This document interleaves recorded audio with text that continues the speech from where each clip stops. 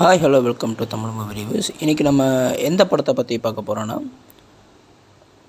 ஒரு action thriller movie பற்றி பார்க்க போகிறோம். படத்தோட பேர் வந்து புஷ்பா 2 த ரூல். ஸோ இந்த படத்தோட டைரக்டர் யாருன்னா சுகுமார், ரைட்டரும் அவர் தான். ப்ரொடியூஸ் பண்ணது வந்து நவீன் இயர்நேரி, அப்புறம் வந்து எல்மன் செடி ரவி சங்கர் அப்படின்ற. சினிமாட்டோகிராஃபி வந்து பார்த்திங்கன்னா மிரோஸ்லவ் கூபா, அப்புறம் வந்து எடிட் பண்ணது வந்து நவீன் நூலி, மியூசிக் பண்ணது வந்து டிஎஸ்பி, அப்புறம் ப்ரொடக்ஷன் கம்பெனி வந்து Mythri movies and Sukumar writings அவங்க தான். ஸோ இதை வந்து இவங்க வந்து பண்ணியிருக்காங்க. ஸோ இதோட கேஸ்டிங்ஸ்லாம் யார் பார்த்துடலாம்.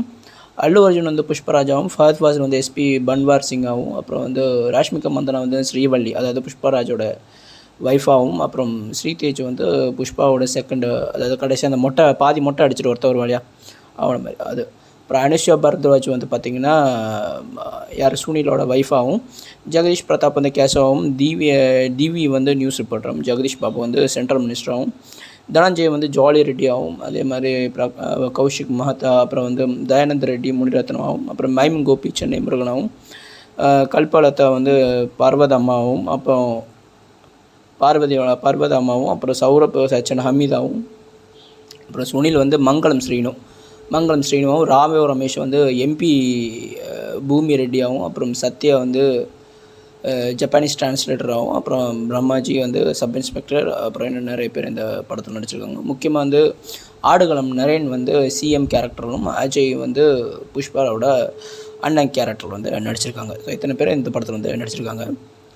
இந்த படத்தோட கதை என்னென்னா, ஃபஸ்ட்டு பார்ட்டோட முடிவில் தான் வருது இந்த படம். ஸோ எப்படி சொல்கிறேன்னா, ஒரு ஃபஸ்ட்டு பார்ட்டில் வந்து பார்த்திங்கன்னா கடைசியாக வந்து அது யாருக்கு ஃபஹத் ஃபாசிலுக்கும் அப்புறம் வந்து அல்லு அர்ஜுனுக்கும் ஃபைட் வரும். ஸோ அவங்க வந்து என்ன பண்ணுவாங்கன்னா, ஸோ கடைசியாக வந்து பார்த்திங்கன்னா 2 பேரும் ஃபைட் பண்ணிவிட்டு அந்த ட்ரௌசர் போட்டு நிற்பானுங்க. ஸோ அதோட அந்த படம் வந்து அதோடு வந்து முடிஞ்சு போயிடும். ஸோ பார்ட் 2 வந்து அதை கண்டினியூ பண்ணுற ஃபாலோ பண்ணுற மாதிரி தான் வரும். பார்ட் 2வோட கதை என்னென்னா, புஷ்பா வந்து என்ன பண்ணுறாருன்னா, அவர் வந்து சிஎம்மை பார்க்க போகிறாரு. ஸோ அதாவது அவரோட எம்பி ஃப்ரெண்டு வந்து ஒரு எம்பி வந்து எப்பவுமே கூட இருப்பார். அவர் அந்த சிண்டிகேட்டுக்கு தலைவனாக்குனதே அந்த எம்பி தான். ஸோ அந்த எம்பி வந்து பூமி ரெட்டி அப்படின்னாங்க. எஸ் ஐ திங்க் ஸோ, பூமி ரெட்டி. ஸோ அவர் வந்து எப்போவுமே வந்து அவர் கூடயே தான் சுற்றிட்டு இருப்பார். அவர் வந்து என்ன பண்ணுவாருன்னா, அவரும் இவரோட சேர்ந்து சிஎம் ஆஃபீஸுக்கு போய் பார்க்க போவாங்க. அப்போ வந்து ஸ்ரீவள்ளி, யார் புஷ்பாவோட பொண்டாட்டியாக நடிச்சிருக்க ராஷ்மிகா மந்தனா என்ன சொல்லுவாங்க, நீ இப்போ சிஎம்மோட ஒரு ஃபோட்டோ எடுத்துகிட்டு வா, ஃபோட்டோ எடுத்துகிட்டு வந்தோன்னா அது இங்கே பெருசாக ஃப்ரேம் போட்டு மாட்டிக்கலாம், நமக்கு ஒரு கெத்து தானே அப்படின்னு. ஓ சரின்னு சொல்லிட்டு போவாங்க. போனதுக்கப்புறம் பார்த்திங்கன்னா சிஎம் வந்து அங்கே அசிங்கப்படுத்திடுவார். நீ பார்ட்டிக்கெலாம் ஃபண்டு பண்ணுற எல்லாம் சரி, ஆனால் ஒரு ரவுடியோட ஒரு பொறுக்கியோடு நின்றுட்டு என்னால் ஃபோட்டோ எடுக்க முடியாது அப்படின்றாரு. இது வந்து புஷ்பாவுக்கு ஒரு மன வருத்தம் ஆகிடுது. அதுவும் இல்லாமல் வீட்டுக்கு வந்தோடனே என்ன பண்ணுறாருன்னா, பொண்டாட்டிக்கிட்ட சொல்கிறாரு இது மாதிரி. அது பொண்டாட்டி முகத்தை வருத்தத்தோடு வச்சுட்டு போயிடுறாரு. அதுக்கப்புறம் என்ன இவர் ஒரு முடிவு பண்ணுறாரு. அதாவது அந்த பார்ட்டி ஆஃபீஸில் அசிங்கப்படுத்தினப்பவே ஹாலில் அந்த பார்ட்டி, அதாவது சிஎம்மோட ரூம் தாண்டி மீட்டிங் ஹால் இருக்குங்களா, சாதாரண வெயிட்டிங் ஹால் வெயிட் பண்ணுவாங்களே, அந்த இடத்துல அந்த வெயிட்டிங் ஹாலில் சோஃபாவில் உட்காந்துட்டே வந்து முடிவு பண்ணிவிடுவார். பூமி ரெட்டி, அதுக்கு பக்கத்தில் இருக்க எம்பியாக இருக்கிற பூமி ரெட்டி கிட்ட சொல்லுவாப்பில், உனக்கு எவ்வளோ பணம் வேணும், சிஎம்மாக வந்து நீ நிற்கிறியா அப்படின்னு கேட்பாப்புல. ஸோ இது வந்து பூமி ரெட்டிக்கு வந்து பயங்கர ஷாக் ஆகிடும். என்னடா இது, நம்மளை போய் சிஎம் நிற்க சொல்கிறவனுக்குன்னா தலையில் ஏதோ பைத்தியம் கீத்தம் முடிச்சிச்சு அப்படின்னு. அவர் சாதாரண எம்பி, எனக்கு அவ்வளோ வெயிட்டெலாம் கிடையாது, குறைஞ்சதோ ஒரு 500 கோடி, அதாவது இது 1990 2000 அந்த காலகட்டத்தில் நடக்கிற ஒரு விஷயம். குறைஞ்சதோ 500 கோடியாவது தேத்தினா தான் நம்ம வந்து இது பண்ண முடியும் அப்படின்னு. உடனே அவர் வந்து அவர் கேட்குற 500 கோடி இங்கே விஷயம் இல்லை, நீ ஆவறியா இல்லையா அப்படின்னு கேட்டார். அவர் வந்து யோசிச்சு அப்படியே கவனிட்டார். நான் உனக்கு 5000 கோடி இறக்குறேன் அப்படின்றாரு. 5000 கோடி இறக்குறோன்னு சொன்னோடனே முகம்லாம் ஒரு மாதிரி மாறிடுச்சு, என்ன பண்ணுறேன்னு தெரில. ஸோ அதுக்கப்புறம் இந்த ஒரு ஃபோட்டோவுக்காக சிஎம் அவர் பழி வாங்கினாரா இல்லையா, அவர் கூட சுற்றிட்டு இருந்த பூமி ரெட்டி, அதாவது ராவோ ரமேஷை வந்து சிஎம் ஆக்குனாரா இல்லையா, அதுக்கப்புறம் ஃபோட்டோ எடுத்தாரா இல்லையா அப்படின்றது தான் மீதி கதை. ஸோ இந்த கதை வந்து பார்த்திங்கன்னா இப்படியே போயிருந்தால் நல்லாயிருக்கும். பட் ஆனால் இதில் நிறைய ஃப்ளாஸும் நிறைய நெகட்டிவ்ஸ் அண்டு பாசிட்டிவ்ஸ்லாம் இருக்குது. ஸோ முதல்ல வந்து நம்ம பாசிட்டிவ் வந்து பார்த்துடலாம். பாசிட்டிவ் வந்து பார்த்திங்கன்னா, படம் வந்து ஸ்க்ரீன் ப்ளே நல்லா இருக்குது என்னை பொறுத்த வரைக்கும். உண்மையாகவே அது ஃப்ராங்காகவே சொல்லி படம் நல்லா இல்லை அப்படி இப்படின்லாம் சொல்லுவாங்க. பட் உங்களுக்கு வந்து ஸ்டோரி வந்து நான் சொல்கிறேன் இந்த படத்தில் வந்து பாசிட்டிவ் பாயிண்ட், ஸ்க்ரீன் ப்ளே நல்லா இருக்குது, கலர்ஃபுல்லாக எடுத்துருக்கானுங்க. 1-2 சீக்வன்ஸ் வந்து மெயினாக எடுத்துருக்காங்க. அதாவது அந்த பொம்பளை ட்ரெஸ்ஸு போட்டு ஆடுறது, அப்புறம் கடைசி ஃபைட் சீனு, அப்புறம் வந்து பார்த்திங்கன்னா இந்த என்ன சொல்கிறது, இந்த கட்டையை வந்து ஏமாற்றிட்டு ஆற்று வழி எடுத்துகிட்டு போகிறது, அதனால லாஜிக் மிஸ்டேக் தான். பட் ஆனால் அது வந்து கொஞ்சம் வித்தியாசமாக ப்ளே பண்ணி எடுத்துருக்காங்க. ஸோ இந்த 3 சீக்வன்ஸ் வந்து நல்லா இருக்குது இந்த சீன்ஸ் ஷார்ட். ஸோ அவ்வளோதான். மற்றபடி வந்து ஸ்டோரிஸ் வந்து அவ்வளோவா வந்து இது இல்லை. ஸோ இதை நெகட்டிவ் பாயிண்ட்ஸுக்கு வந்து வரும். ஸோ பாசிட்டிவ் பாயிண்ட்ஸ் வந்து பார்த்திங்கன்னா ஸ்க்ரீன் ப்ளே கரெக்டாக இருக்குது. 1-2 சீக்வன்ஸ் வந்து மெயினாக வந்து ரொம்ப ஃபோக்கஸ் பண்ணி எடுத்துருக்காங்க. அது வந்து இந்த படத்தில் வந்து ஹைலைட்டாக காமிச்சிருக்கு. ஸோ இப்போ நெகட்டிவில் வருவோம். நெகட்டிவ் வந்து பார்த்திங்கன்னா எக்கச்சக்கமாக இருக்குது. இது ஒரு எப்படி சொல்கிறது, ஒரு சாப்ரி படம் அப்படின்வாங்க, ஒரு ஜோக்கர் படம் அப்படின்வாங்க. எப்படி சொல்கிறதுன்னா அப்படியே இது ஒரு போஜ்பூரி படத்துன்னு சொல்ல முடியாது. ஒரு கட்டத்துக்கு மேலே நமக்கு வந்து இந்த போஜ்பூரி படமா, இல்லை வந்து பெங்களாதேஷ் படமா, இல்லை இது என்ன படம் அப்படின்ற மாதிரி வரும். இப்போ சாதாரண இந்த லோக்கல் யூடியூப் சேனலில் வந்து ஒரு படம் எடுப்பாங்க, ட்ராமா மாதிரி யூடியூப்பில், நார்த் இந்தியா சேனலில், லோக்கல் யூடியூப் சேனல்ஸ்லாம் அது மாதிரி இருக்குது. ஒரு சில டைம்லாம் பார்க்கும்போது நமக்கு வந்து என்னமோ வித்தியாசமாக இருக்குது. இது படத்துக்கு தான் வந்திருக்கோம் மைண்டில். நம்ம வந்து இந்த ஒவ்வொரு ஸ்க்ரீன் ஷாட்ஸ்லாம் வந்து பார்க்கும்போது ஒவ்வொரு ஃப்ரேம் வந்து ஒரு சில ஃப்ரேம்ஸ்லாம் வந்து தனித்தனியாக பார்க்கும்போது என்னமோ பான் மசாலா வீடியோ, பான் மசாலா விளம்பரத்தில் வர மாதிரி தான் இருக்குது. படத்தோட ஸ்க்ரீன் ப்ளே நல்லா இருக்குது, ஆனால் ஸ்டோரி இல்லை. ஸ்டோரி இல்லைன்னா படமே ஃப்ளாப்பு அப்படின்னு நான் சொல்ல வரல. ஸ்டோரி இல்லைனாலும் நீ ஸ்க்ரீன் ப்ளே ஓரளவுக்கு தட்டி முட்டி தூக்கிட்டு போயிட்டோன்னா படம் ஓடிடும். அதுக்கப்புறம் உன்னோட மார்க்கெட்டிங் ஸ்ட்ராட்டஜி தான் இதை நல்லா யூஸ் பண்ணுங்க. இப்போ படம் ரிலீஸாக 1.5 வாரம் 2 வாரம் கிட்ட ஆக போகுது. 1300 கோடி 1200 கோடின்றானுங்க. அது எவ்வளோ உண்மைன்னு தெரியல. பட் ஆனால் ஸ்ட்ராட்டஜி பயங்கரமான மார்க்கெட்டிங் ஸ்ட்ராட்டஜியை பயங்கரமாக யூஸ் பண்ணியிருக்கானுங்க இதில். ஸோ படத்தில் வந்து பார்த்திங்கன்னா ஃபுல்லாக ஆபாசம் தான். அது வந்து நல்லா இல்லை. அது வந்து ரொம்ப நான் தேட்டரில் உட்காந்து படம் பார்த்து 1 வாரம் ஆச்சு. பட் இப்போ வந்து 2 வாரம் ஆச்சு படம் வந்து. ஸோ நான் வந்து பார்க்கும்போது எப்படி இருந்ததுன்னா ஒரு மாதிரி இருந்தது. பக்கத்தில் இருக்க சீட்ஸில் இல்லையா, தமிழில் தான் பார்த்தேன். நான் கேரளா தான் பார்த்தேன். தமிழ் ஆடியன்ஸில் பக்கத்தவங்க இப்போ பசங்களோட கண்ணெல்லாம் மூடிக்கிறாங்க ஒரு சில சீன்ஸ்லாம். அதுக்கப்புறம் வந்து இந்த ஒரு வாட்டி 2 வாட்டி வந்து என்னமோ ஒரு பாட்டு ஒன்று, அது என்ன பாட்டுன்னு, ஒரு வாட்டி 2 வாட்டி அந்த நம்ம சொல்லிட்டு ராஷ்மிகா மந்தனா ஒரு பாட்டு வரும். அந்த பாட்டில் இருக்க ஃப்ரேம்லாம் 1-2 ஃப்ரேம்லாம் பார்க்கும்போது என்னமோ பான் மசாலா வீடியோ மாதிரி இருக்குது. பான் மசாலா ஆடு, மாவா ஆடு, இது பீடா, இந்த மாதிரியான இது இருக்குது. உள்ளூர் வெப் சீரிஸ் மாதிரி இருக்குது ஒரு சில இதெல்லாம். இப்போ நிறைய அது புஷ்பா வந்து பார்த்திங்கன்னா உங்களுக்கு வந்து ஃபுல்லாக வந்து எப்படி சொல்கிறது, ஃபுல் படமே வந்து லென்த்து ஜாஸ்தி தான் சொல்கிறாங்க. ஆனால் அதை நீங்கள் ட்ரிம் பண்ணிடாதீங்க தயவு செஞ்சு. ட்ரிம் பண்ணணும் அப்படின்னு நிறைய சஜஷன்ஸ், நிறைய ரிவ்யூவர்ஸ்லாம், கிரிட்டிக்ஸ்லாம் நிறைய போடுறாங்க. ட்ரிம் மட்டும் பண்ணணும்னு இல்லை, நிறைய விஷயம் சொல்கிறாங்க புஷ்பா படத்தை பார்த்து. ஆனால் ட்ரிம் மட்டும் பண்ணிட்டீங்கன்னா அது வந்து உள்ளூர் வெப் சீரிஸ் மாதிரி இருக்கும். ஸோ அது வந்து ட்ரிம் பண்ண வேண்டாம். பட் இந்த படம் வந்து என்ன குவான்டிட்டி வந்து எப்படி சொல்கிறது, குவாலிட்டி இல்லை இந்த படத்தில். இந்த படத்துக்கான ஒரு படம் எப்படி இருக்கணும் அப்படின்ற குவாலிட்டியில் இந்தியன் சினிமாவை வந்து அமெரிக்கன்ஸ் எப்படி பார்ப்பானுங்க அப்படின்றது வந்து ரொம்ப ரொம்ப இதுவாக இருக்குது. பதட்டன்றோட ரொம்ப என்னடா அப்படின்ற யோசனை இருக்குது. ஏன்னா ஒரு அமெரிக்கன் ரிவ்யூவர்ஸ் லேடி வந்து ரிவ்யூ பண்ணியிருக்காங்க, what the shit I watched now அப்படின்னு. அதாவது அவங்க படம் பார்த்துட்டு வெளியே வந்துட்டு அவங்க இந்த ரிவ்யூ வந்து போட்டிருக்காங்க, நான் என்ன கர்மாந்திரத்தை பார்த்தேன் அப்படின்னு.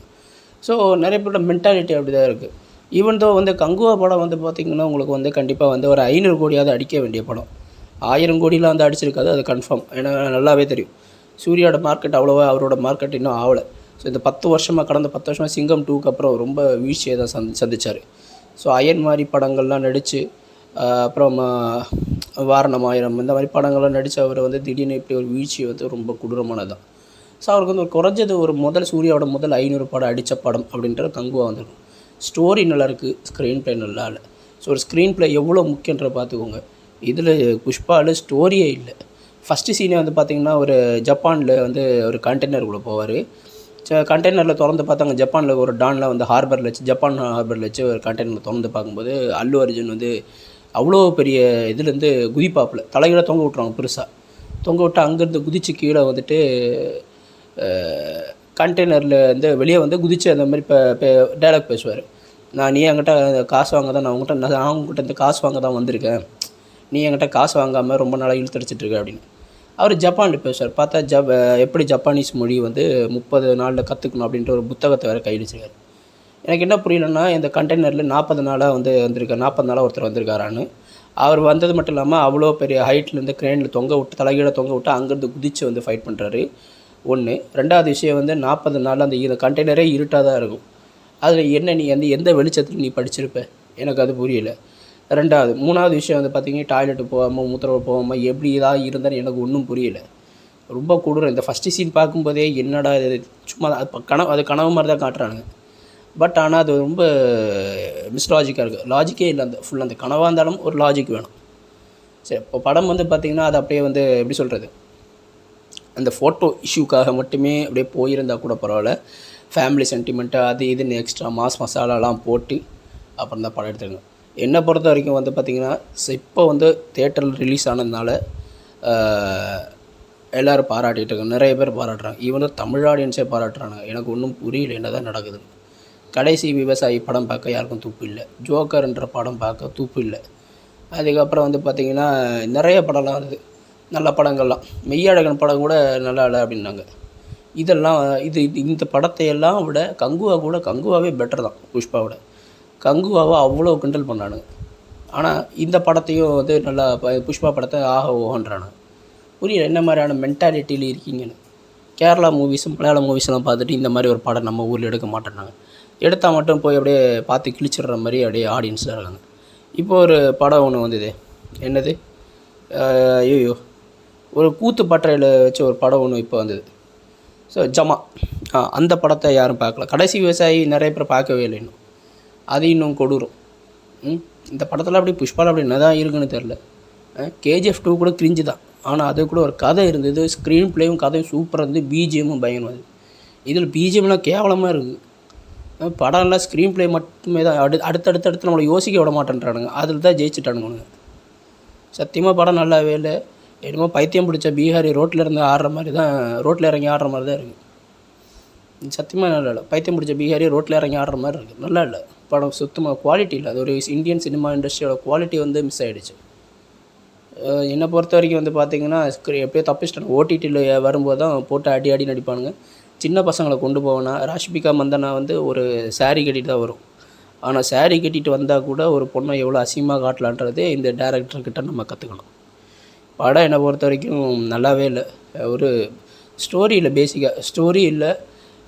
அடுத்து அது பாட்டுன்னு போயிட்டு 1-2 சீக்வன்ஸ் வச்சுருக்கானுங்க. அந்த சீக்வன்ஸில் தப்பிச்சிட்டானுங்க.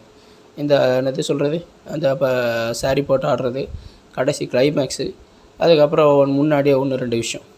அப்புறம் இந்த கள்ளக்கடத்தில் பண்ணும்போது போலியான மரக்கட்டையை வச்சு ஏமாற்றுவாப்பில். அப்புறம் மாட்டு வண்டியில் வந்து கொண்டு போவோம். மாட்டு வண்டியே வந்து அந்த சந்தனம் அது ரெட்டு சாண்டில் அந்த வந்து அதுவே மாட்டு வண்டியை மாற்றி போடுவாப்பில். அந்த சீக்வன்ஸ், இந்த 3 சீக்வன்ஸால் தப்பிச்சிட்டானுங்க. இல்லைன்னா அவ்வளோதான், படம் ஊற்றிருக்கும். கேவலமாக இருக்குன்னு பார்த்தீங்கன்னா பசங்களை தான் கொண்டு போகணும். இனி எல்லாம் கொண்டு போகணும் அவசியம் இல்லை. இன்னும் 2 வாரம் ஆச்சு. என்னை பொறுத்த வரைக்கும் வந்து பார்த்திங்கன்னா 5க்கு வந்து 2.4 கொடுக்குறேன். அதுவும் ஸ்க்ரீன் ப்ளேக்காக மட்டும்தான். வேறு பிஜிஎம்லாம் ஒன்றுமே இல்லை. ஸ்க்ரீன் ப்ளேவும் கலர்ஃபுல்லாக இருக்குது, அவ்வளோதான். அல்லு அர்ஜுன் ஒத்த ஆளாக தாங்கியிருக்காரு இந்த படத்தை, அதை நான் இல்லைன்னு சொல்ல. ஸ்க்ரீன் ப்ளேவும் கலர்ஃபுல்லாக இருந்து எடுத்துருக்கானுங்க, அவ்வளோதான். வேறு பிஜிஎம் அது ஸ்டோரி ஒன்றுமே கிடையாது. ஸோ என்னை பொறுத்த வரைக்கும் 5க்கு வந்து 2.4 கொடுக்குறேன். தேங்க்யூ.